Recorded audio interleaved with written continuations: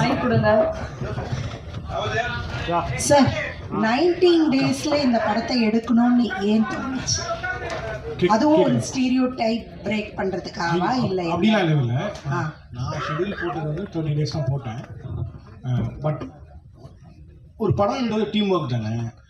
எனக்கு தெரியாது நான் சீக்கிரமாக ஒரு 2-3 டேக்கில் ஓகே ஆகிடும்லாம்.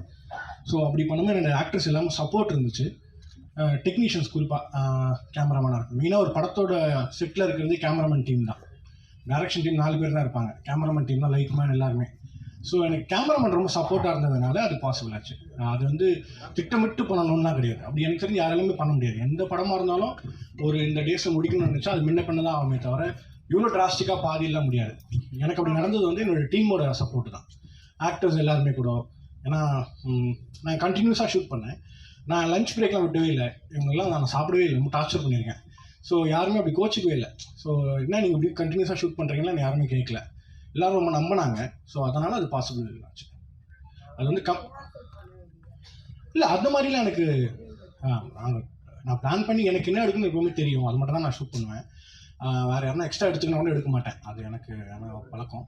ஸோ அப்படின்னும் போது என்னை நம்பினாங்க எல்லாருமே. நான் இதுதான் ஓகே அப்படின்னா அதை நான் ஃபஸ்ட்டு ஒரு ஆக்டரை ட்ரஸ்ட் பண்ணல.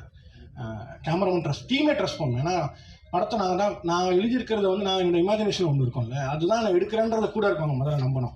அது நம்பாத போது தான் நமக்கு சிக்கல்கள் வரும். எனக்கு இதில் எல்லாரும் நம்பிட்டாங்க. அதனால ரொம்ப ஈஸியாக இருந்துச்சுன்னு நினைக்கிறேன். டைரக்டர் சார், வணக்கம் சார். இப்போது பெண் சுதந்திரம் அப்படின்னு சொல்லிட்டு தான் இந்த படத்தை எடுத்திருக்கீங்க. ஏற்கனவே லிஜோ வந்து இன்னொரு படம் நடிச்சிருந்தாங்க, காதல் என்பது பொது உடைமை அப்படின்னு சொல்லிட்டு. கிட்டத்தட்ட அதே வந்து பெண் சுதந்திரம் அப்படின்னு தான் சொன்னாங்க. பட் இந்த படத்துல நீங்க வந்து 2 பெண்களுக்கு இடையில உள்ள ஒரு பிரச்சனையை தான் நீங்க காரணம் பண்ணிருக்கீங்க. ட்ரெய்லர் பார்த்தா அப்படி தெரியுது. நீ என் புருஷனை கேட்க வந்தியா அப்படின்ற மாதிரி தான் கேட்குறாங்க. ஒரு டைலாக் வருது. நீங்க பெண் சுதந்திரம்ன்றதை வந்து எந்த வகையில வரையறுக்கிறீங்க? அதுவும் இல்லாம இப்போ அமெரிக்காவில இருந்து நிறைய இந்தியர்கள் வந்து வெளியேற்றினாங்க. நிறைய ஆண்கள் தான் வந்தாங்க. அவங்களுக்கு கையில விலங்கு காலில் விலங்கு போட்டு கொண்டு வந்தாங்க. அது எந்த வகையில பாக்குறீங்க? அது ஒரு சுதந்திரமா? இல்லை இந்தியா வந்து சுதந்திரமா தான் இருக்கு. போர் விமானத்தில் கொண்டு வந்து இங்கே இந்தியாவில் இறக்குனாங்க. இதை பற்றியெல்லாம் அவங்களோட கருத்து ஏதாவது கொஞ்சம் சொல்ல முடியுமா? கையில் விலங்கு வந்து ஆணுக்கு போட்டாலும் தப்பு தான், எந்த மனிதருக்குமே போட்டாலும் தப்பு தான். அது ஒன்று. இது குறிப்பாக இது பெண்ணிய படமே இல்லை. ஆக்சுவலாக இது வந்து நான் ஒரு ஆணாக இருக்கிறதுனால குறிப்பாக இது பெண்ணிய படம் இல்லை. பெண் விடுதலை என்பது எல்லாருக்குமானது தான்.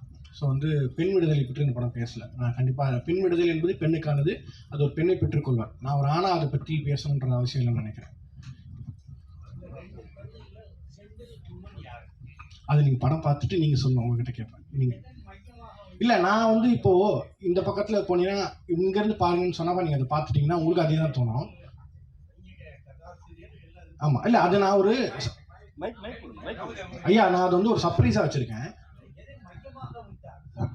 இல்லை மையம்ன்றது அதான் நான் எனக்கு என்ன நான் முதல்ல என்னது இல்லை கற்பல்ன்றலாம் நம்பிக்கையே இல்லை. அது வந்து அதுதான் ஓகேவா. நான் என்ன சொல்கிறேன்னா, ஏன் ஜென்டில் அப்படின்னு நான் சொல்கிறனாலே, நீங்கள் பெண் என்பவள் மென்மையானவள், அழகானவள், அப்புறம் வந்து பியூட்டிஃபுல் உமன் தான் சொல்கிறோம்.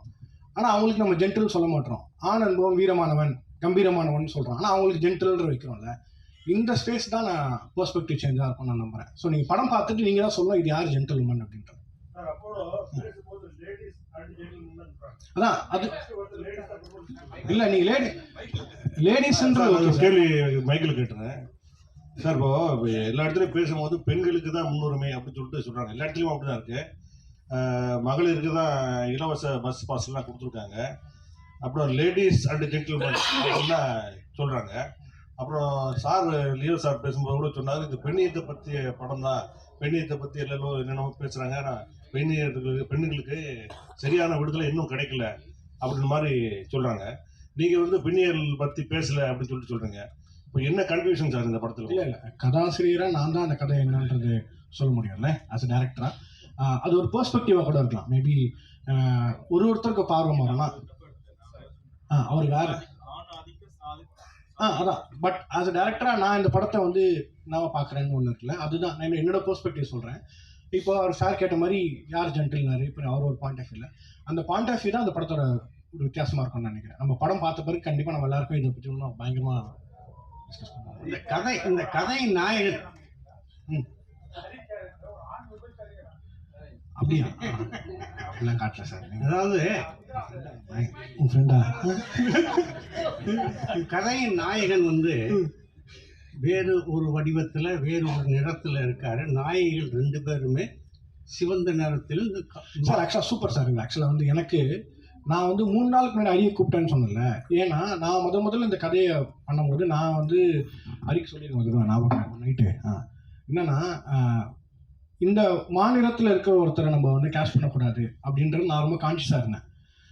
அன்ஃபார்ச்சுனேட்லி நான் ட்ரை பண்ண ஆக்டர்ஸ் இருக்காங்களே, அவங்க யாருமே வந்து நான் எதிர்பார்க்கக்கூடிய ஒரு பெர்ஸ்பெக்டிவோ ஒரு ஷேப் அவங்ககிட்ட வரல. அப்புறம் எனக்கு ஒரு நாள் தோணுச்சு, நானே அப்படி முதல்ல நினைக்கணும், நிறத்துக்கு என்ன சம்மந்தம் இருக்குது அப்படின்றதுனால அப்படி நம்ம நினைக்கக்கூடாது, கதை ஒரு கதாபாத்திரம்னு வச்சு அப்படின்றதுனால தான் நான் திருப்பி இதுக்கு போனேன். ஸோ இப்போ ஒரு கேள்வி வருது, இந்த கேள்வி எழுதும்போது எனக்குமே எடுக்கும்போது இருந்துச்சு, அப்படி நினைக்க வேண்டாம் அப்படின்னு நினச்சி தான் நான் வந்து இப்படி போயிட்டேன் சார். ஸோ நான் கலர் நான் பார்க்கல.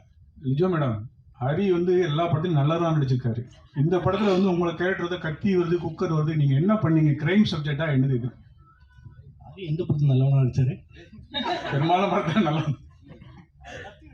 இது வந்து கிரைம் சப்ஜெக்டா? அவரை நீங்கள் என்ன பண்ணீங்க? நான் ஒரு எதுவுமே பண்ணல. இல்லை, இது ஒரு கிரைம் சப்ஜெக்ட் எல்லாம் இல்லை. நான் இங்கே எல்லாரும் முன்னாடியே பேசின மாதிரி நிறைய விஷயங்கள்ல நிறைய பேரோட பெர்ஸ்பெக்டிவ்ஸை சேஞ்ச் பண்ணுற மாதிரி ஒரு படம். பட் இது த்ரில்லர் சப்ஜெக்டே இல்லை. நீங்கள் படம் பார்த்துட்டு நீங்கள் சொல்லுங்கள் இது என்ன ஜானரில் வேற படம். Correct sir. இன்னொரு கேள்வி, அதாவது பெரும்பாலும் படங்கள் வந்து தமிழ் படங்கள் வந்து வெளிநாட்டு படங்களை தழுவித்தான் எடுக்கிறாங்க அப்படிங்கிற ஒரு குற்றச்சாட்டு இருக்கு. இது வந்து பார்த்தீங்கன்னா ஒரு மென்மையான ஒரு சோகம் இதில் படம் இருக்க மாதிரி தெரியுது இந்த படத்தில். ஆனால் இதே நேரத்தில் 2 women இந்த சோஃபியா லாரன் நடித்த படம் ஒன்று முன்ன வந்தது. 2 women சோஃபியா லாரன் நடித்த படம். Sophia Loren, okay. அது வந்து 2 பெண்களை பற்றியது தான், அம்மா மகளை பற்றியது தான். அந்த தழுவி கதையை காப்பியா அப்படின்னு கேட்குறீங்களா? காப்பியான்னு கேட்கல, தழுவல் இன்ஸ்பிரேஷன்றது இன்ஸ்பிரேஷன். அதை வச்சுட்டு வரலாமா? இது ஒரு பெண்ணா அது ஒரு பெண்ணு. ஆக்சுவலாக எனக்கு நீங்கள் சோஃபியா ஆடணுன்னே நானும் லைட்டாக அப்படியே அப்படி யாரும் இந்த மூஞ்சி ஞாபகமே வரல எனக்கு அந்த அளவுக்கு. ஸோ அப்படி எதுவுமே இல்லை கண்டிப்பாக. இது சார் ஆக்சுவலாக அது ரொம்ப ஈஸியான காமனான கதை தான் சார். ரொம்ப பயங்கரமான யோசிக்கலாம், ரொம்ப பழைய கதை தான். மேபி அது வந்து ப்ரெசென்ட் பண்ண பிளேட்டு தான் டிஃப்ரெண்ட்டாக இருக்கும். நமக்கு ரொம்ப பரிச்சயமானது தான் அந்த படம். நான் வந்து நம்புறேன்னா சார், பணக்காரன் ஏழை எல்லாரும் வந்து யாராக இருந்தாலும் 90 விழுக்காடு அதிகமான நேரம் வந்து நம்ம வீட்டில் தான் சார் செலவிடுறோம். எல்லாருக்கும் வீடுன்னு ஒன்று இருக்குது, குடும்பம்னு ஒன்று இருக்குது. அந்த குடும்பத்தில் இருக்கிற விஷயங்களை வச்சு தான் ஒரு கதையாக நான் செட் பண்ணியிருக்கேன். ஸோ அது வந்து ஒரு ரியல் லைஃப் கனெக்ஷன் தான் இருக்குமே தவிர படம் தழுவலாம் இல்லை சார். என் வாழ்க்கையிலும் தழுவல் இல்லை, அதுவும் சொல்லிடுறேன். ஜோஷுவா இங்கே சொல்லுங்கள். முதல்ல வாழ்த்துக்கள். நன்றி நன்றி. ஒரு நல்ல படத்தை அழகாக எடுத்திருக்கீங்க. அது மாதிரி காஸ்ட்டுமே நல்ல பிரமாதமான ஆர்டிஸ்ட் செலக்ட் பண்ணியிருக்கீங்க. இந்த கண்டென்ட்டை ஃபஸ்ட்டு போட்டனாலே ஒரு பயம் இருக்கும், ஒரு நல்ல ஒரு கமர்ஷியல் படமாக பண்ணலாமேன்னு. இந்த மாதிரி ஒரு பொய்ட்ரிக்கான படம் பண்ணணுங்கிற இன்டென்ஷன் எப்படி வந்தது? இல்லை முதல்ல நீங்கள் எழுதின கதையா ஃபஸ்ட்டு இதுதான் பண்ணுவேன் அப்படிங்கிற மாதிரி? இல்லை, இது கமர்ஷியல் படம் தான். தியேட்டருக்கு வர எல்லா படமும் கமர்ஷியல் படம் தான். புரியல சரி. அந்த ஸ்பேஸ் சொல்கிறேன். நிறைய பேர் கேட்பாங்களா, ஆர்ட் சினிமாவும் ஆர்ட் தான், அது ஆர்ட் சினிமா நார்மல் சினிமான்னு எனக்கு நம்பிக்கை இல்லை. இந்த படம் இப்படி தான் பண்ணணும்னு நான் திட்டமிட்டு தான் எடுத்தேன். எனக்கு இது கமர்ஷியல் எல்லாருக்கும் இது கமர்ஷியல் படம் தான். இது காமெடி இருக்குது, எல்லாமே நான் சொன்ன மாதிரி ஃபைட் இருக்காது, அந்த மாதிரிலாம் இருக்குது, அந்த மாதிரியான ஸ்பேஸ் இருக்காது. பட் நம்ம யதார்த்தமாக நம்ம பார்க்கக்கூடிய ஸ்பேஸ் கமர்ஷியல் படம் தான். நான் சொன்ன மாதிரி தியேட்டருக்கு வர எல்லா படம் கமர்ஷியல் படம் என்னோட புரிதல் இருக்குல்ல, அது நான் புரிஞ்சுக்கிட்டு தான். நீங்கள் வந்து தியேட்டருக்கு வரும்போது ஒரு இன்வெஸ்ட்மெண்ட் இருக்கும் உங்ககிட்ட. சினிமாக்களை மட்டும்தான் அந்த சினிமாவோட பியூட்டியாக தான் நான் நம்புகிறேன். ஏன்னா ஆர்ட் ஃபார்ம் எடுத்துக்கிட்டிங்கன்னா மியூசிக்கு, பெயிண்டிங், லிட்ரேச்சர் இது எல்லாமே வந்து படிக்கிறவங்களுக்கு முதலீடு தேவையில்லை. நீங்கள் மியூசிக்கை வந்து நார்மலாக ஃப்ரீயாக கேட்கலாம், ஆர்ட்டை வீடியோக்கு பார்க்கலாம், லிட்ரேச்சர் நீங்கள் லைப்ரரியில் போய் ஃப்ரீயாக படிக்கலாம். பட் சினிமாவுக்கு மட்டும் உங்களோட இன்வெஸ்ட்மெண்ட்டுன்னு ஒன்று இருக்குது. அப்போ அந்த இன்வெஸ்ட்மெண்ட்டுக்கு ஒரு படம் இருக்குது, அது தியேட்டருக்கு கொண்டு வரணும்னா அதுக்கு வேல்யூபிளாக இருந்தால் தான் நாங்களே இது பண்ணுவோம். ஸோ அதனால தான் அது கண்டிப்பாக அது கமர்ஷியல் படம். காங்கிரஸ். Thank you so much sir. Co director sir.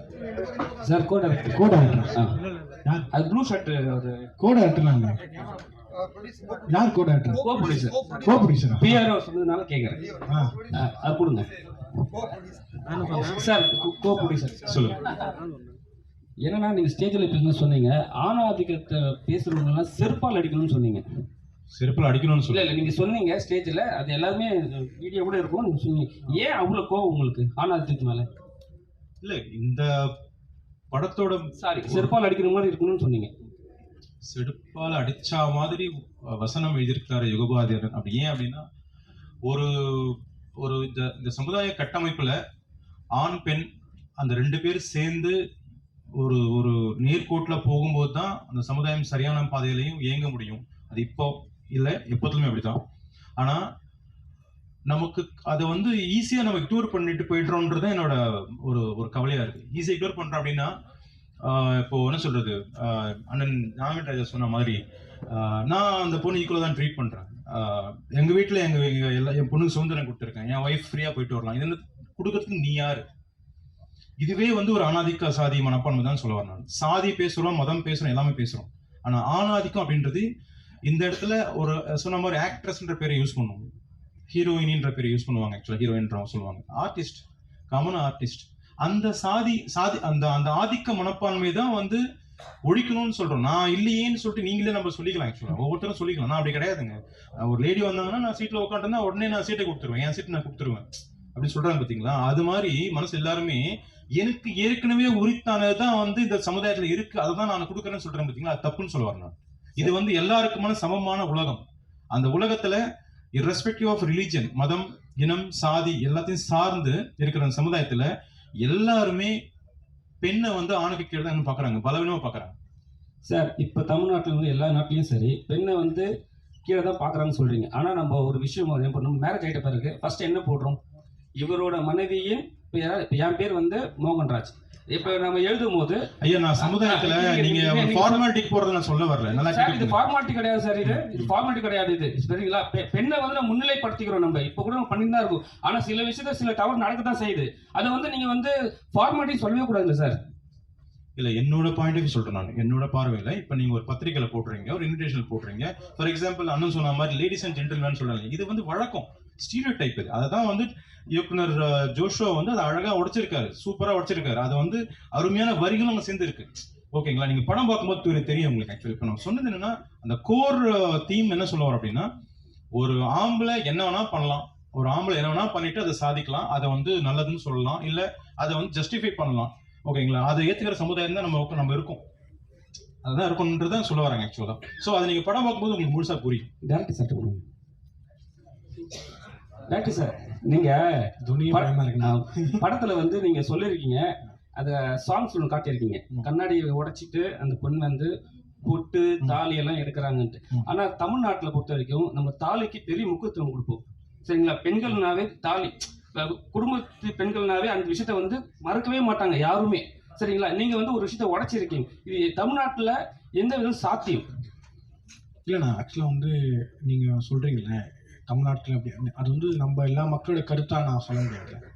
என்னோட கற்பனையாக நான் அது ஒரு கதை வச்சுருக்கேன். படத்தில் வரும்போது அது கோர்வையாக வரும்போது உங்களுக்கு புரிஞ்சுக்கும்.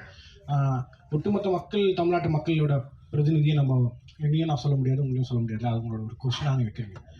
இது சினிமான்றதுனால நம்ம படத்தை பார்த்துட்டோன்னா அது இன்னும் கிளியராக டிஸ்கஸ் பண்ண முடியும் நான் நம்புகிறேன். இவ்விழாவிற்கு வந்திருந்து சிறப்பித்த அனைவருக்கும் அன்பும் நன்றியும். Thank you so much.